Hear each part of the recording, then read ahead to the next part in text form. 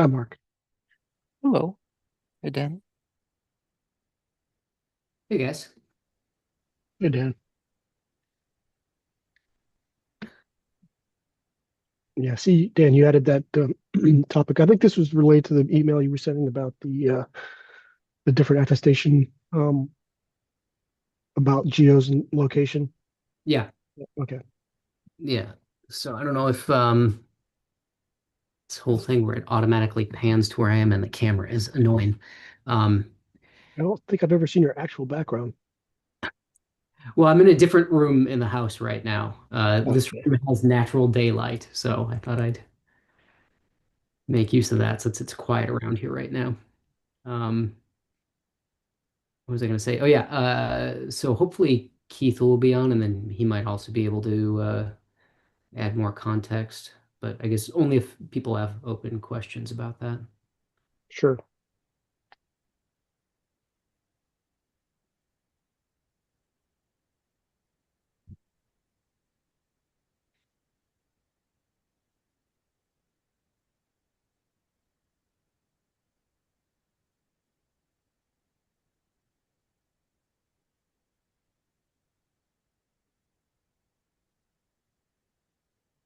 Okay, let's maybe give another minute for people to join before we get started. Any other topics? We have two topics on the agenda today. Let me know or put it into the to the worksheet.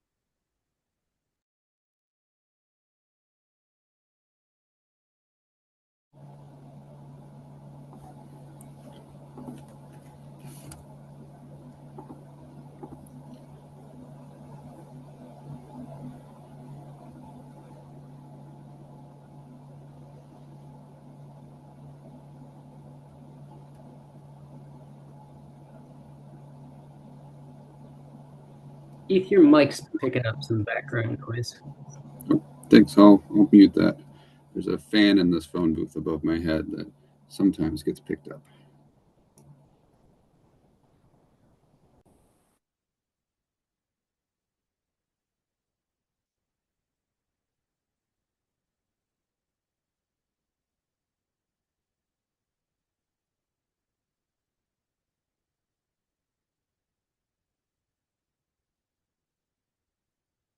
Okay. Looks like we probably have reached quorum now. We get started. So there was two topics on the agenda today. One from Mark about harmonizing the RATs and Whimsy. This is for load IDs, and then another one from Dan about TAC requested topic on contextualizing attestations. So, Mark, you want to go ahead and share and get started? Sounds good. Yep. Yeah. Thanks. All right. So I'm Mark Novak. I must be known to you by now. I chair the GRC and Trustworthy Workload Identity SIGs within the consortium. Now, Trustworthy Workload Identity is very, very close to attestation. It's just attestation is so busy, the SIG with many other things that we're sort of going on our parallel track trying to get a few things, sort of moving. This is a rerun of the presentation I gave at the IETF 10 days ago.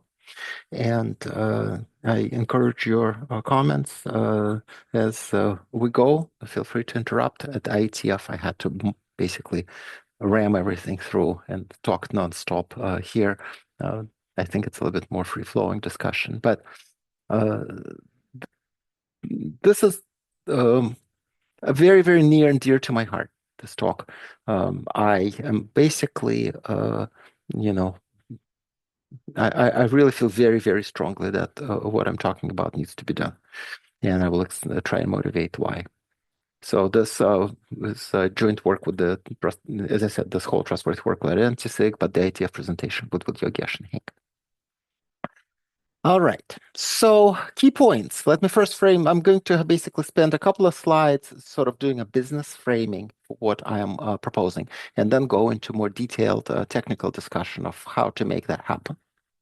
And the key point, while I still have all of your undivided attention, is this is not a some sort of esoteric wish list talk. This is about money.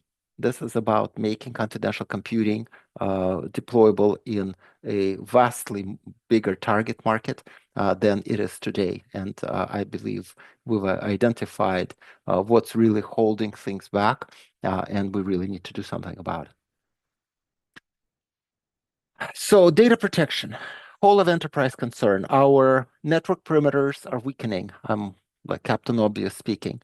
And when data is protected, it needs to be protected in all places, at rest, in transit, and use. And we know that that involves keys and credentials. That's how protection is done. Another key realization, data exchanges happen between pairs of workloads. The human interaction with systems is actually fairly minimal. Most of the data is exchanged, between lambdas and notification queues and compute instances and databases. And there's a whole lot of it going around, and it needs to be protected at all points in time. And my employer has on the order of 7,000 applications. And we are looking currently into doing something around workload identity. And we also have mainframes, and we have a lot of end user devices. There is not going to be confidential computing available everywhere. Yet we want to give workload credentials to every single workload, ideally North Star. So this means that whatever identities you issue to the workloads needs to be harmonized, whether it's confidential or legacy workload. And the only solutions that succeed at scale, again, that's Captain Obvious, they need to be manageable and they need to be deployable. So let's actually talk about what that means. And the way I would like to approach manageability and deployability of something is I want to start at the relying party. So ultimately something that services a request and then work backwards to the whole enterprise. So here I want to introduce the concept of a relying party empathy, as in put yourself in the shoes of a person or a team that is managing a given data repository that is being asked to perform functions or serve data.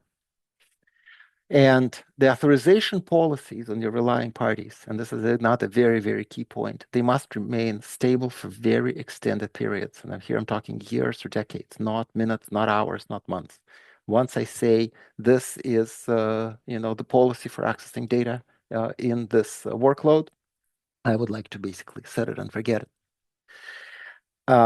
At the same time, the requesters upgrade and downgrade, and the hardware changes. And what's actually complicates that is the software that the workloads that contact the relying party runs on hardware that supports that software. And they're managed by different teams. And so, in case of a cloud, the hardware is managed by an entirely different organization. And yet, so there is all this flux in your requester as your authorization policy on the relying party specifically needs to remain stable for years and decades.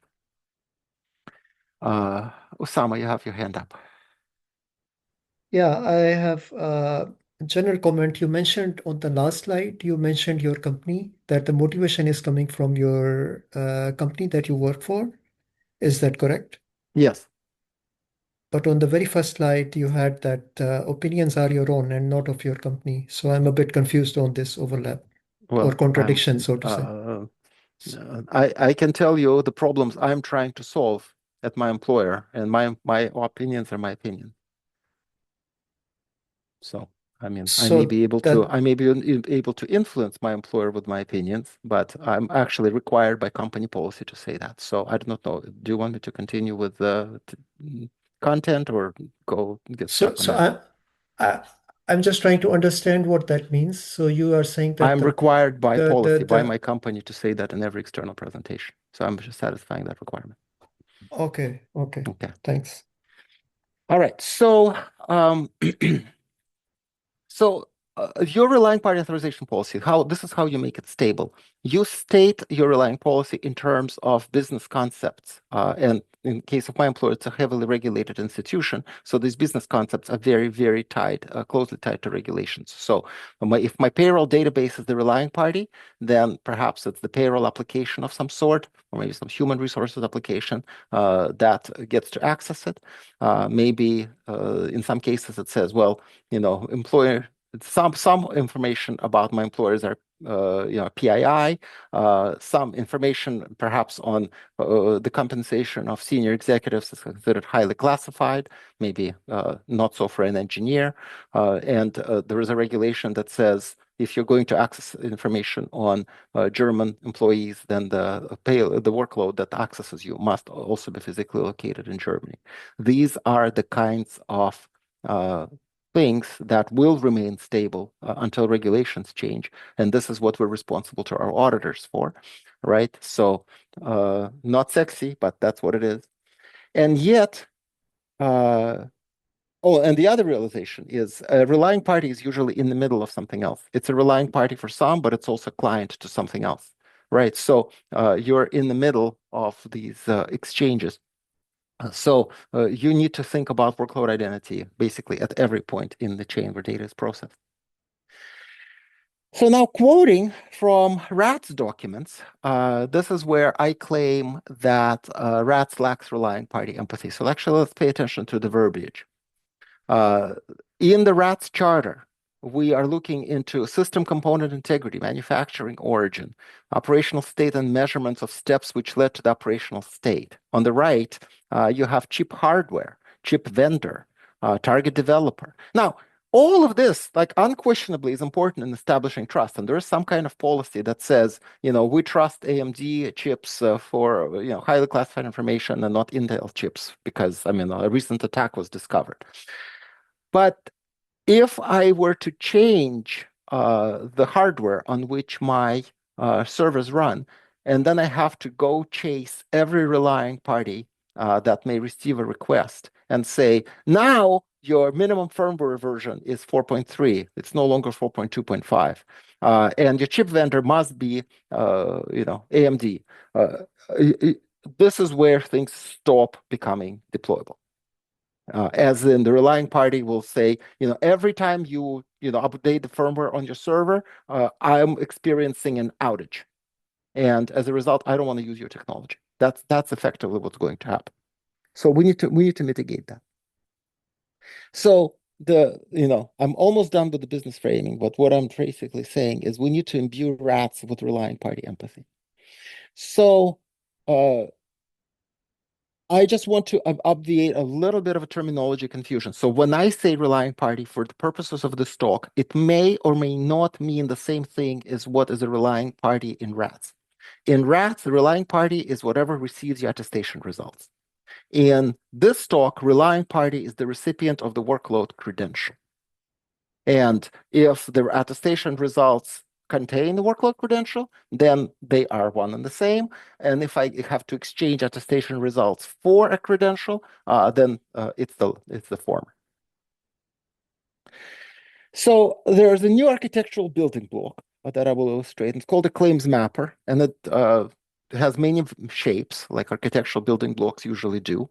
It's not a function. It's not a concrete thing. It's more of a concept.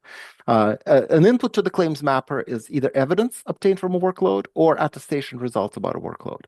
And the output of the claims mapper is some kind of set of stable identifiers about the workload. So, it's payroll application, maybe identifier, additional stable claims, maybe it's executing in Germany, things like that. So that's the claims mapper. And the second thing is we need to figure out how does this claim mapper integrate into various ways in which workload credentials can be issued. So let's see. So the low-level information is still there. So your evidence will still contain hashes of binaries, and your attestation results may still contain, who the manufacturer of the hardware is. But these need to be mapped into these business-centric claims at some point in the credentials issuance. So we'll talk about various ways in which that can be done. There are two parts to trustworthy workload identity. We're not going to talk about provenance here, which is another interesting part of trustworthy workload identity. It's not of little interest to rats. But here we mean about two things. There's credential key. It's an asymmetric key and it's a signing key. It's a secret. It's only available to authorized workloads. Nobody other than the authorized workload can see a credential key. That's sort of something we depend on. And it can be self-generated. So the workload generates its own key and then gets it certified, or it can get it from some kind of a key store, maybe an HSM. And again, how you ensure that the key store cannot serve the credential key to a non-authorized party is an orthogonal problem. And there is a public credential. So it can be workload identity token, can be a finite certificate. It's public. You can you advertise it broadly to the world. The key part is it's unusable without the credential key. If you only have the credential, you don't have the credential key. You cannot really. It's not a bearer token. Cannot use that. Yeah. So all right. So those are the two parts. And the pivots in the solution that we're going to discuss. Now I'm going to go into the technical part of it. The key source can be one of two things. So again, the key source can be the credential, the workload itself, generated a key, and then uses remote attestation somehow to certify. Or it's retrieved from a key store. So that's the first pivot. The second pivot is where does the workload get its credentials from? Now, the key part here is the credential is always, in every case, generated by the credential authority. So the credential authority is a certificate authority, some kind of STS. It's something that issues the credential. Ultimately issues and sign the credential. But that's not necessarily where the workload gets it from, because there could be a proxy in the way, some intermediary. So it may be the verifier. So I contacted the verifier, and the verifier went and contacted the credential authority. Okay, so now I have a couple of hands up. Thomas, you're on top. Hi, Mark. Sorry. Okay. My hands up was for a previous slide, the one where you were looking at R4C and the identities there. So if you look at the first line, there are several types of tester identities that define in this document. The list is extensible. So chip vendor, chip partner, whatever. They are examples. So Sure. Basically what I'm asking you is to bring your own identity. So is workload ID a new identity that we want to add? Please PR it into the R4C document. Awesome. This is great, and this will be one of the things down there in the diagrams. It's just what I'm commenting on here. When I read this as a potential adopter of confidential computing, okay, when I see this and I'm thinking about this is what's going to this precise list. If that is in my attestation results, and this is what my relying party sees when I read the RAT spec, that's what my relying party sees. That's a WTF moment because I cannot manage that. Yeah, sure. Okay, please. Usama. Yeah, so I wanted to understand a little bit more about why you are not consistent with RATs. I also already commented it on the RATs meeting, but I really want to understand why you are not consistent, or let's say what inspired you to have your own terminology rather than having RATs terminology. That's precisely my question. The answer to that is if I am trying today to issue an X509 certificate or some sort of workload identity token or some other industry standard, credential to my workload. And what I have to work with is the output of today's verifier, like Microsoft Attestation Service. And that thing gives me attestation results in that they basically tell me what the hash of a image is. I need to do something else. But wait, before you proceed. So if you're mixing so many things, you're talking about confidential computing, then you're talking about Microsoft Azure Attestation. How could you ever believe Microsoft Azure Attestation if your goal is to do confidential computing? That's completely off. So I work for a bank and we transact trillions of dollars. And do you think we don't lose any money in the process? We lose some number of millions of dollars every day to fraud. And banks are not in the business of eliminating risk. We're in the business of accepting risk. So when we use confidential computing, we may use it for a purpose that's not cryptographically pure. It may be called reducing audit scope. So there are fewer components that we need to prove to the other are operating correctly. And we may, in fact, accept risk of the Microsoft Attestation Service being operated by a different party. So that's the real world. Yeah, but then Well, I'm you, answering your question. Why can I trust Microsoft Attestation Service? Is because I'm accepting that risk. okay, so you are accepting that risk and you're not having confidential computing. I'm accepting that risk, but I would like to still use remote attestation, yes.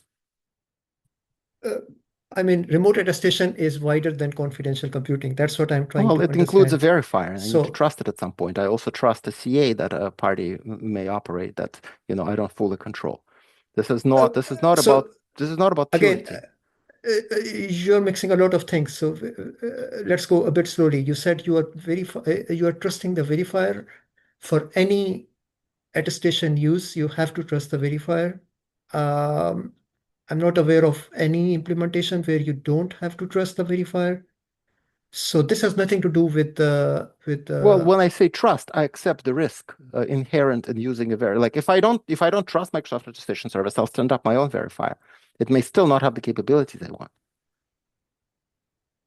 but you could use something like Verizon. Why don't you use that? What forces you to use It could be any Microsoft number of Azure things. attestation? Again, Osama, this is about the real world that is not perfect.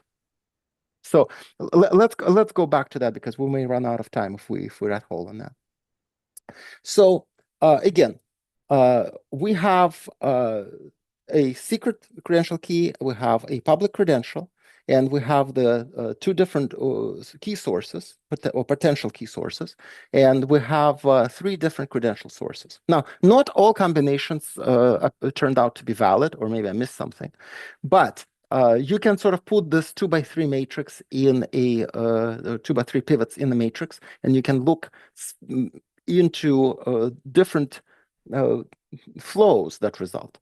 And I've given them these sort of inelegant names, but they will kind of make sense in a second. You'll see short dashes and long dashes. And so let's look at the first one. It's WVCA. So the workload goes to the verifier, which in turn goes to the credential authority. That's a type of flow. And then there are four of these flows in total that, can be deployed. And I don't have a preference for one or the other, but you may find yourself in a situation that you have to use one or the other, depending on things like, am I free to stand up my own verifier, or do I have to use an off-the-shelf verifier that may not have all the things I want?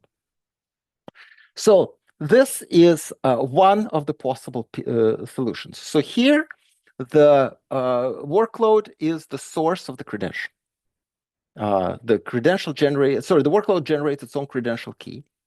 And then with that credential key, it will generate a credential request, so including some kind of key proof of possession. It will create some evidence that includes the credential request, and it will request attestation with that evidence from the verifier. What does the verifier do? Well, first it will appraise the evidence, and then assuming that the evidence checked out, it now needs to map the evidence into claims about the workload. So that's where the claims mapper is invoked. And finally, the credential request goes off to the credential authority. So this is not an off-the-shelf verifier. This is a verifier that's been coded to front some kind of a CA, right? So it invokes the claims mapper. It says, okay, well, this is my workload. These are the claims. I have a credential request and a key proof of possession from my workload. Let me go to the CA and have it sign a credential for me. And that credential is then returned to the workload in attestation results. So Thomas, to your earlier point, if R4CSI, whatever you want to call it, has a way of encoding the credential and attestation results, then that's how the workload gets it. Giri. Yeah, thanks, Mark. Yeah, sorry I couldn't raise this during IETF because your time was limited. Yeah, very limited. And I don't want to go back to the point I raised at IETF because we've already discussed this. I will say this. I tried to put this in the comments in the chat window. RFC 9334, and I'm going to be I may be a little bit controversial in saying this, did not cover existing attested authentication solutions. And the particular one I'm very familiar with is it was the one that the FIDO Alliance defined. I mean, RC 9334 said may have listed FIDO in their use cases, but but the framework just doesn't fit there. And in that solution, a the client, what you're calling the workload here, you can leverage a platform service or even or even an attached authenticator to create a credential that's bound to a domain. And it can actually, and if if the authenticator it's using is attestable, it can provide that attestation to the relying party. And the FIDO definition of the relying party doesn't distinguish between the relying party who's making the authorization decisions based on the use of the credential from the verifier. It subsumes the verifier functionality. FIDO had to do it that way because they couldn't certify FIDO compliant servers if they had if they had a separation between verifier and relying party. So my recommendation is to actually not try to stick with the 9334 system architecture in defining authentication. I think that might, but to really, you can use 9334 as an inspiration, but define the system architecture to meet, for instance, JP Morgan's needs as an enterprise. That would be my Yeah, I have a hard time reconstructing what you're proposing in my head because yeah, maybe I'm not very fast thinking on my feet here. compared to the FIDO architecture, they've defined how you actually create an authentication credential at the client, how you attest to it, how you can assign it to a relying party. That's already been defined. It doesn't fit in cleanly with 9334. Yeah. Okay. But, Well, that's been in existence for more than 10 years. What I would like to know is what you're saying about FIDO. Does it match any of the 4 topologies that I'm presenting in this talk? Yes, but it doesn't match what you're showing here. Well, but there are 3 more. Yeah, but it certainly does. I believe one of the things that you had mentioned a couple of slides ago was that the workload creates, it creates the credential, which I not always. In some cases it does. In some cases it doesn't. I assume it can register the credential with the relying party, and it can attest to the credential with the relying party. If that's not fitting into one of your architectures, then I would suggest that you we can definitely take a look. I'm not in any way. So I treat this as an extensible thing. I believe there are, depending what you're trying to do and what your building blocks are, you may find, or whatever building blocks you're constrained with, you may find yourself in one of these topologies. Like one of the things we need to figure out is like serverless, lambdas, step functions, something that exists for a short period of time and doesn't have a luxury of attesting every time, right? That needs to be solved. If there is another topology, another way of doing it, we should incorporate it. I'm very much of a mind that we should reuse maximally what we have. I'm, too practical to want to invent new stuff all the time. The reason I'm bringing this up is the feeling is, or the assessment so far is, what is available doesn't really work at scale. But I don't believe you've assessed what is available, so that's why I'm. I may have blind spots. Yeah. Okay. Continue. Please continue. Sorry. In which case, you're very much welcome to bring these into this forum or our workload identity forum, which is again every Tuesday, 6 a.m. Pacific. Bring it. We'll incorporate everything we can. Osama. Yeah, I wanted to kind of follow up a little bit on what Giri was saying, and we have started specifically corrections in RFC 9334. So I wanted to also mention you that if you come up with something that's not consistent with what you want in RFC 9334, you are welcome to kind of join this effort, and we can actually rectify that and kind of make it aligned with other efforts like what Giri was mentioning and so on. So, and the things that you need and your requirements can be fulfilled. What I'm trying to say is that if you kind of align with rats, that would be better, that we try to fix what is required from rats in Right. order to achieve what you want. Absolutely. So the goal is not to adopt every one of these topologies. The goal is to be able to issue workload credentials to workloads in a way that actually harmonious, as in both legacy and attestable workloads get credentials in the same format, because they need to all operate in the same basic mechanism. So, for instance, we're not going to be able to move our truly enormous information asset estate, technology estate to confidential computing overnight. We need a gradual transition, and the gradual transition demands that for a period of time, that's probably going to be years, we have both confidential and non-confidential workloads working side by side. Keith.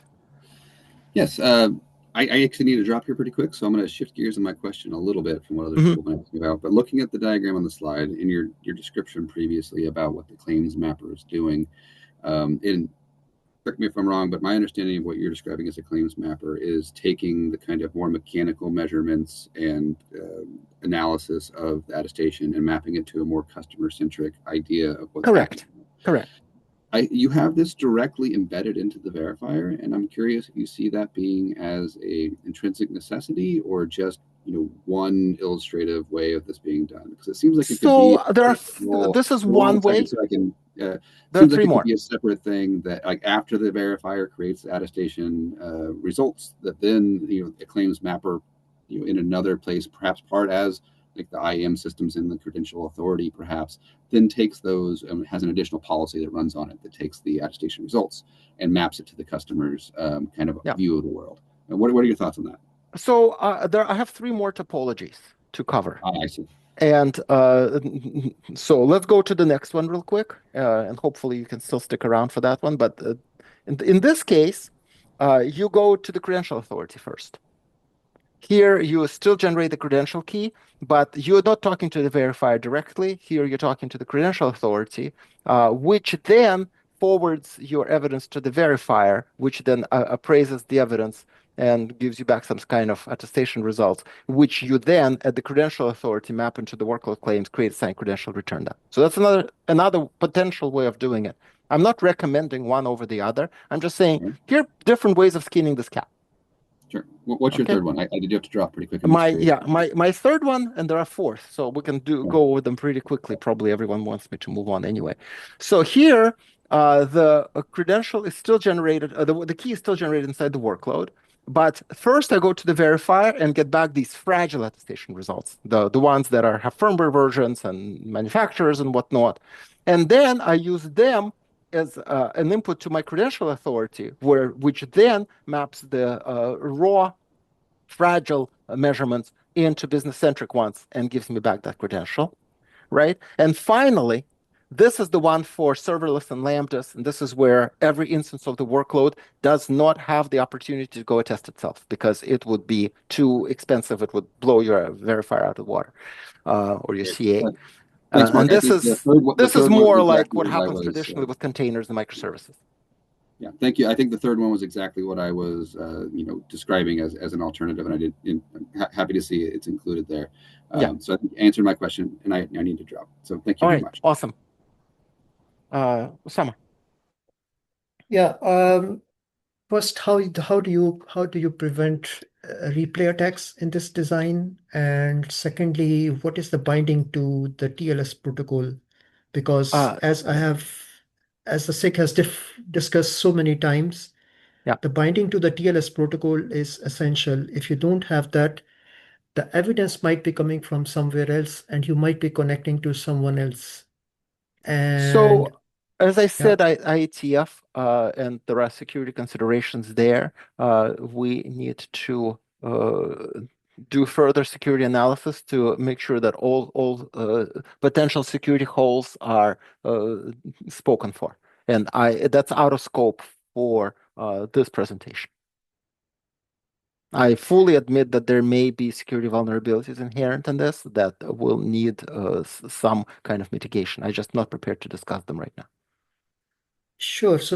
I'm trying to understand the scope where it would be. So you would use a tested TLS for all of these protocols. Is it correct? In order to have I that cannot binding, even or I cannot say that either. I don't know yet.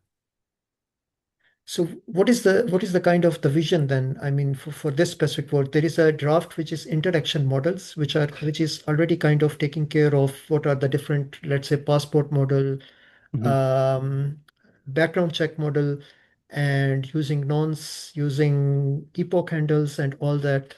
So what is then the specific scope of this work in the context of So rats? specifically, what I'm trying to advocate for is however you attest your workload, whichever interaction mechanism you engage in, right? So let's pop up a level from the interaction diagrams to the business goal.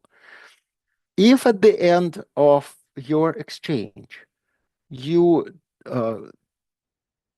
created a credential with contents that will change with a hardware upgrade, all the remarkable engineering you've done will not be acceptable by a large part of your target market. So that's what needs to be solved. And I will go further. If there is a relay attack that may make it less than ideal, like earlier in your case, in terms of like how can you call it confidential computing if you're trusting Microsoft Attestation Service, that may be a risk that's acceptable. What is not acceptable is not being able to deploy technology. I see so many contradictions here. So, I mean, in the motivation, you say that, hey, we have billions of dollars, we have money flowing here and there, and so on. And then you say, oh, actually, we are willing to accept the risk. We are willing to accept Microsoft in the TCP. We are willing to accept to have relay attacks. We are willing to accept to have the replay attacks. We are willing to accept to have the diversion I didn't attacks. say we're willing to accept all So attacks. I'm saying it's on a case-by-case basis. So, for instance, we may have a trust relationship with Microsoft that allows us to trust it. And we may have contractual relationship that basically says if you screw up, here are some penalties. We may have a regulatory relationship saying, well, this service has been certified by regulators for this level of compliance as a result, or FIPS for whatever. And because of that, we're choosing to trust it because of that reason. There's no contradiction in accepting risk based on some real world parameters. I mean, sure. So that's perfectly fine for me. But the point I do not understand is what are or who are you protecting against? If it's not Microsoft, who is it that you are protecting? Is it what is your threat model? I mean, all of these diagrams, like protocols, everything, they are designed for a specific purpose, right? You do not design just to show that there is some nice diagrams and so on. You have a threat model somewhere, I mean, in your mind probably, but it's not explicitly clear to me why you are doing it this way or who you are protecting against. That's what I'm trying to figure out. It's a reasonable question. It's a very broad question because it really depends on a case-by-case basis. Are you on premises? Are you in a cloud data center? Are you in a European data center or in a Chinese data center? And the Let's answers say, will be very different depending on what's going on. okay, let's take a very specific example. So you are in Europe, you are in Germany, and you are on cloud. So what would be the case? It may, well, I will have to sort of dissect it, but if I'm on the public cloud in Europe, I may say that I want to stand up a some kind of a sandbox environment such that if its peer is rootkitted, it's not going to be able to get inside my environment. Maybe that. It may be that I would like to sequester just the key processing of an application for reducing audit scope. It could be any number of things. It may be that I'm serving a machine learning model inside my own environment because I don't trust the controls of my SaaS vendor. So I'm basically saying I will run your service inside this, and they will basically saying I will only allow it if you're running it in a trust execution environment because that gives us some additional degree of protection. Not perfect, but good now. So Yeah, again, is it SaaS? Is it key protection? Is it whole of confidential VM? Many variables. This is not a simple question to answer. Yeah, I mean, still I see a lot of contradictions. If you say confidential VM, right? So let's take that specific example.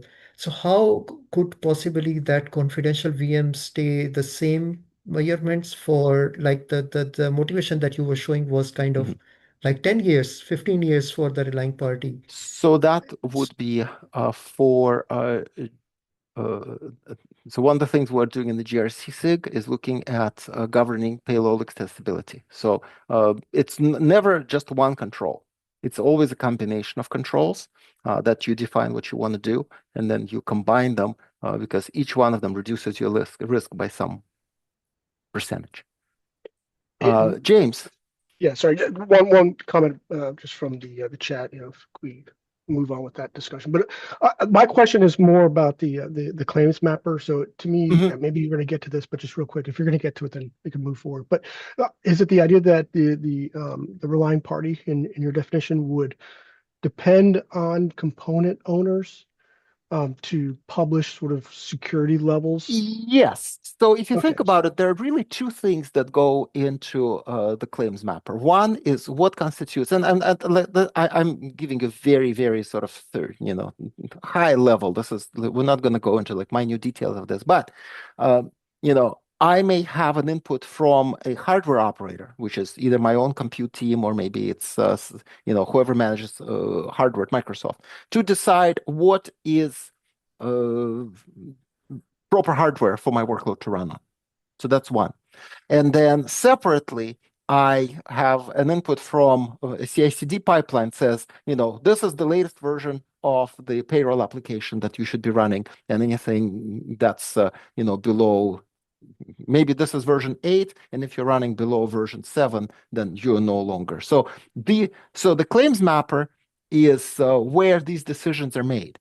Critically, they're not made on every relying party, those levels of decisions. So that's effectively like anything in computer science. It's a level of indirection, right? So at some point in time, somebody needed to take these low-level measurements and translate them into what constitutes approved hardware and payroll application, like something that's very coarse-grained.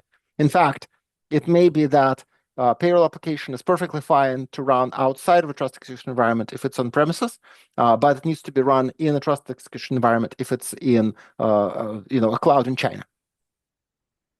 Okay. Yeah, I was just thinking in terms of the way that if you're a TCB component owner, and that the trust decision is based on those owners to publish the security so level, they right? publish something. The important part here is they're not publishing it to your relying parties. The relying parties are not sophisticated parties. Right. They need somebody else to make that decision for them, somebody who they trust, but or maybe trust indirectly, just because my credential authority issued me these claims, so the credential authority must know what they're doing. How the credential authority decided that? Well, it's because maybe it trusted the verifier, and the verifier trusted the claims mapper. There are always chains of trust. But if you're asking your relying party to be aware of firmware versions of your CPU, you lost. Right, but if you could, like you say, level of indirection where the owner says, "Hey, this change is not security related, so don't make this break a trust and decision." that's the policy of the claims mapper to decide. And again, Right. not the relying party, but something that makes that sort of decision. But the relying party in this case needs to trust the owner to make that decision to say, "Hey, I'm making a change. It's going to change the measurements, but don't." Oh yeah, you absolutely trust whoever puts whoever controls the claims mapper policy. That entity is absolutely highly trusted. Yes. Yeah, because we've done this before with, we have a policy of like signer and SVN, right? So you say, hey, I trust this signer, and I trust this signer to accurately report its security level. Yeah. And if I have to perform a fix and I'll say that this one now is at a higher SVN, but a relying party says, well, I only need to have this SVN. If it increases, Yeah, the I'm relying fine. party never knows SVNs in the real world. It Okay. trusts whoever issued the credential. Right. And if you like, no, you can make it so that the policy with SVNs is at the relying party. But then this means that you have to go find every relying party every time you change the SVN. That is not always tractable. Okay. That's the problem. The Right. relying Yeah. parties are, some people, probably perhaps even in another country administering some kind of service. They, you cannot make it their business. Well, if they said that my policy would be, I trust this signer with this SVN, Yeah. and as long as if they update those policies, I'll be responsible for retrieving them from wherever I got them the first time. Yeah. And because they expire or whatever, and that we Yeah. see that it's the same signer, but the security level went up, then the measurements, I don't really care. I would say the rule of thumb is if it changes more than once every couple of years, you don't you want to keep the relying party out of the loop. Okay. Yeah. Hank? Hi there. Sorry for the delay. So I'm well aware that a co-author asks a co-author, but this is like a extension of a dialogue that we already had Yeah. as authors. So in some compositions of these models here, interaction sequence diagrams, the claims mapper seems to be very similar to the function of a verifier. Yes. But only if it's located on a verifier, this is co-located with a verifier role, and if these roles are the same authorities. It might be even if they're both on the verifier side, it might be a multi-verifier set up automatically because these two verifiers would have nothing to do with each other. One of the business Correct. claims and one of the software claims. Whatever. Yeah. So yeah, for that reason, and they might be needed somewhere else, and we are not entirely sure if they are verifiers formally then. And we have to clear that. Maybe it's a yes. Maybe it's it's a flexible architecture. Maybe they're all kind of Right. This is maybe where when we it's look not. about our relationship to other architectures and trustworthy workload identity, we're basically saying we will, we would like to consume the architecture produced by rats. Only that we need to know how at the end of the workflow, the low-level measurements get mapped to higher-level measurements. So you'll see here the workload owner invokes the claims mapper. Here it's the credential authority. Here it's the credential authority, but only after talking to the verifier. And here it's the verifier itself, right? So it's an architectural building block, but we're very open about the fact that it could be invoked in a number of places. It could be a standalone service. Like there is no claim made about where it is. Yeah, that is the reason why we are not simply saying this is just yet another verifier or a sub verifier. Right. It's it's its own. It's effectively it's a piece of functionality. Where you invoke it depends on what it is you're trying to accomplish, or which topology you operate in. So the remaining couple of slides, these are the security considerations. So we're already mentioning that relay, replay, redirect, etc. needs to be addressed. The fact that your live migration may invalidate your claims. It's a pretty significant potential flaw that we need to think about. We're talking about securing TLS, but not talking about exactly how to trust the TLS did its job. So to Osama's earlier point. And a whole bunch of links, our charter, definitions, requirements, an early draft of our architecture, and the draft itself. I will email the attestation SIG this deck so you can see it for yourselves. So you can click on those links. So there's no need to copy any of this down. So anyway, I hope you enjoyed it. Yeah, thank you. Mark, we were going over this in the chat window. Are you representing Whimsy, the Whimsy working group? in coming up with this I work to am not rats? representing Whimsy. I am working with Whimsy to change their reference architecture to accommodate confidential computing. So my assertion is the Whimsy reference architecture and confidential computing are not compatible. This was the IETF 123 presentation that I did. Yes. Under Whimsy, so Whimsy basically is like, oh, on one hand, they're saying we're not talking about how credentials are issued, we're just talking about how credentials are used. That's a lie.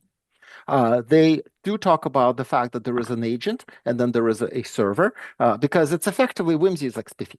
They're really one and the same. And under Whimsy, you attest your node. And under confidential computing, you attest your workload. And under Whimsy, the workload gets its credential from the agent. And under confidential computing, the Whimsy gets involves an attestation with a verifier, where it actually supplies some information. Under Whimsy, the workload API, where the workload talks to the agent, is parameterless. It has no way of supplying any information about itself in band, maybe out of band. And under confidential computing, you need to supply this evidence that could then be sent to the verifier, right? So I'm basically telling them, look, guys, what you're doing works for legacy workloads. It does not work for confidential workloads. So no, I'm not representing them. I'm critiquing them. And Okay. I'm trying to get them to change their ways, or maybe find some way to contort it to, like, you could put the agent inside the T of every workload, and then it works. But that seems like a bit of a wart.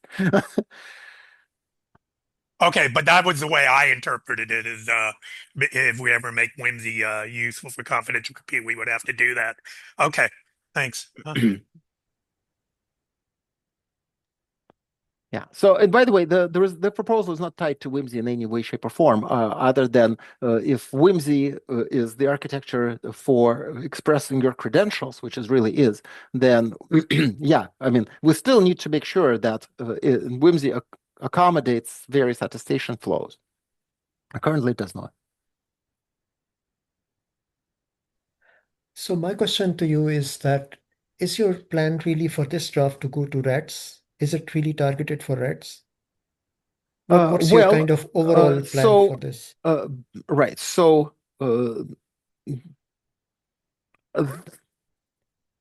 I believe rats should figure out how results of attestation can be stable. That's what I actually believe. Now, that's the strategy is to ensure that. The tactic might be that this becomes a rats working group document. It might be that instead we find another mechanism. What doesn't change is the goal. The goal is to make confidential computing deployable and manageable at scale. That's what I started with. And if the output of a verifier is not stable for the purposes of relying party, then you just went and shrunk your target market significantly. I don't think we want that. Yeah, but I don't think that within the rat scope, there is much to do. Like, what do you think exactly can be done within the scope or within the charter of rats for this specific problem that you are mentioning? Well, how can rats help you, let's say? Let me put it this way. If I go by rat specs as they exist today, right? So if I use the verifiers as I understand they exist today, as I've seen by looking at what Microsoft Attestation Service puts in its output, etc. I cannot speak to GCP, but maybe somebody from Google can speak. Then it's a non-starter. Dan, Yogesh. Yeah. Hey. So if the sort of the core question is how do we deal with brittle identifiers, the answer here is the claims mapper. And well, the claims mapper and sort of the various ways in which it can be involved. So, in some cases here, you change the verifier to talk to credential authority. I don't think that exists today. Maybe I'm wrong. In some cases, you don't present your evidence to the verifier at all, and you talk to the credential authority directly. Maybe that's another way of doing it, right? In this case, your verifier can give you brittle results, but we cooked up our own credential authority to do another extra round trip and now get stable credentials. Oh, maybe that's way. And finally here, this is for short-lived, where you can't attest every time. So that's another topology. So, and the claims mapper is involved in all sorts of places. Here, Sure, but right? the idea is that it's ingesting some of these brittle things and trying to give you Yes. durable. Yeah. I mean, I guess that implies to me, though, that claims mapper needs to be constantly fed with what those mappings would be. Way better than to do that than to feed it to every relying party. I can tell you that much. Okay, so one of the benefits here would be more efficiency in how you provide. Manageability and deployability for relying parties. Yeah, that's the goal. Okay, and then do you have like a click down into the claims mapper itself? Well, so the claims mapper would have two components, generally speaking, and I actually need to speak about that in the reference architecture. One is what constitutes acceptable hardware, which is generally all the software in an enterprise will run on the same set of hardware. That's not always the case, but it's generally the case. Right? And separately, what constitutes particular software? And that will depend on the line of business and the type of processing you're doing. And, because every service that you deploy is its own thing, right? So the claims mapper basically says, if you give me these hashes, I will make sense of them and I'll tell you whether the hardware is up to snuff and whether your software is at the version that you consider acceptable. And then you can tell now, take those determinations and then feed them into your relying party. And the relying party is oblivious to all the hard work you've done because at some point in time, it just trusts the credential issuer, which is the credential authority.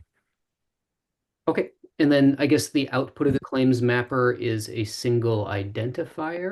It's well, certainly payroll application, but maybe some additional claims like running in Germany, cleared for PII, things like that. Okay. All right, thank you. Yeah. Yogesh? Yeah, I think I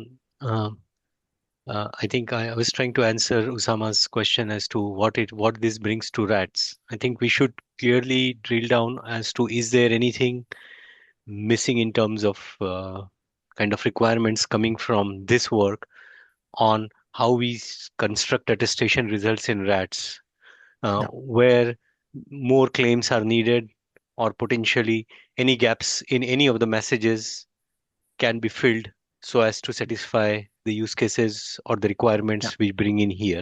That's what I would see as the end goal of this activity.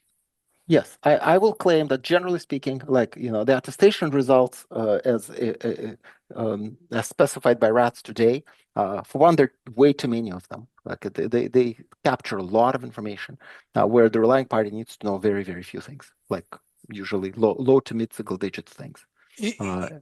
Yeah, I think the thing I'd like to know though is what you have attestation mentioned here, but then you have several steps related to provision, the flow related to provisioning of the credential, and you didn't really discuss protection of the credential when it is provisioned out on the workload. And those would expand, as Assam is kind of, I believe he's already tried to discuss in both the chat window and so that one is actually the threat model would expand considerably.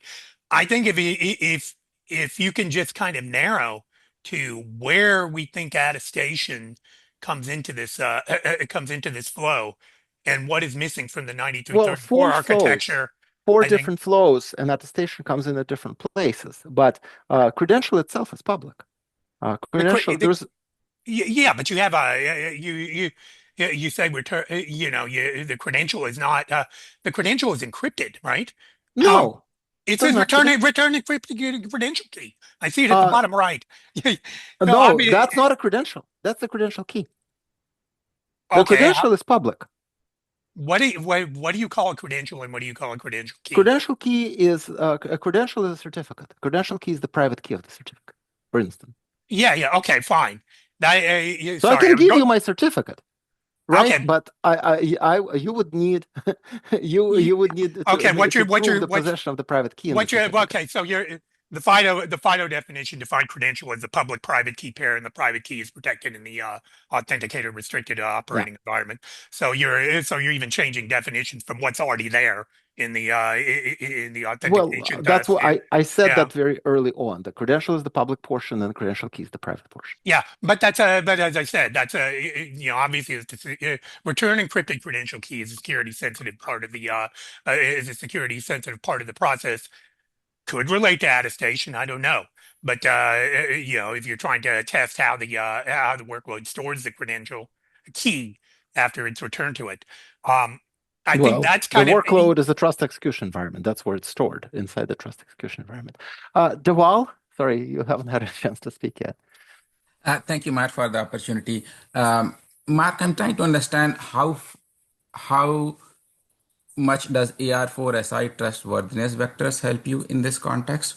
So imagine you have an execution environment whose state is obtained by the trustworthiness vectors, and then you have a workload identifier in addition.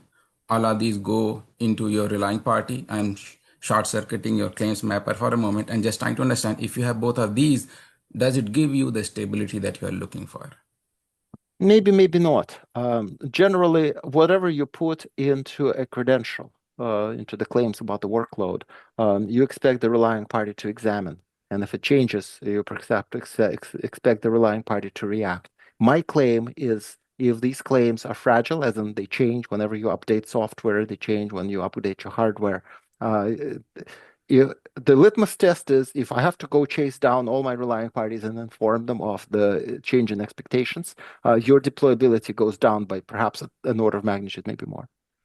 I understand. And that's why I brought up AR4SI trustworthiness vectors. They are very conceptual and high level. For example, you get a set of claims saying my hardware is good, my configuration is good, my executables are good. Those are the type of things that you get, as opposed to. That's pretty awesome, because again, go by the litmus test I just outlined. Okay, thank you. Yeah. Hank, you had your hand up for a while. Yes, Anything thank you. else? So it's almost top of the hour. Yeah. So I think why is this RETS? Workload and platform are the cool thing about confidential computing is that the platform can't look into the confidential computing thing and therefore create measurements about it and create evidence about it. Yeah. So there's some responsibility to the workload to initiate some stuff. Some people call this a paravisor or some wrapper around the workload that is very transparent to the other people, verifier and reliable party as such.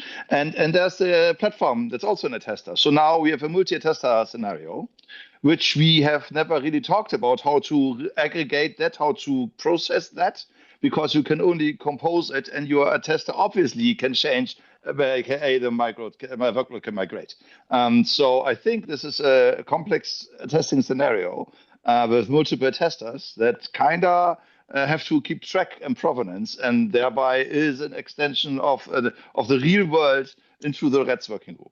Yeah, I really do believe that any good technology is easy for the customer to adopt, right? So this is where, compare cars from 100 years ago to cars today. You couldn't get behind the wheel of just any car. You needed to know how to gap your spark plugs. And this is, I think, where we are with remote attestation today. But the target state is you have a set of claims that like anyone can understand without having sort of a PhD in remote attestation. And again, that's how technologies, they live or die by how adoptable they are. So I guess I want to wrap up with that.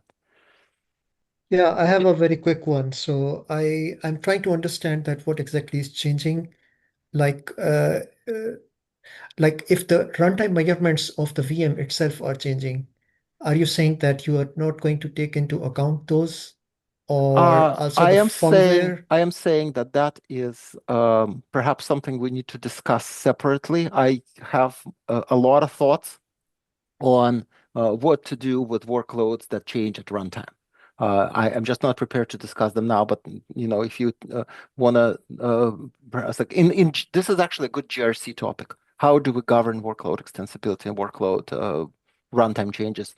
And what can we say about that? I'm actually pretty interested in that topic, but it's kind of out of scope here because here we're basically saying if you can attest, you can get a credential. Now, if you choose to throw away that credential and get a new one every time there is a change, or maybe you want to restrict the extensibility of your workload, or how do you deal with an agent retraining its model at runtime? I think these are all very good questions for us to think about. Just it's an architectural layering violation too. Think about them in this forum necessarily. I think it really belongs in this forum as well as in RATS, but that's perfectly fine. So we can talk afterwards. Sure. Thanks. Yeah. Yeah. Hey, we're over time now, but hey, Mark, thank you very much. We want to continue with the Q&A next meeting. Let's discuss that, or whether we can do it offline. But if you haven't already, can you post the presentation? Yes, I will email the presentation to this list. And again, it has all the other links. I very much encourage you to look at our charter and our requirements and our definitions. They're all live documents. All will change if provided with appropriately sensible feedback. Okay, great. Thank you, everybody. Well, thank you all. Thank you very much for giving me this time to present to you. Great topic. All Thanks, right. Mark. Thank Thanks, you. everyone. Thank you, Mark. Thank you. Bye. Bye-bye.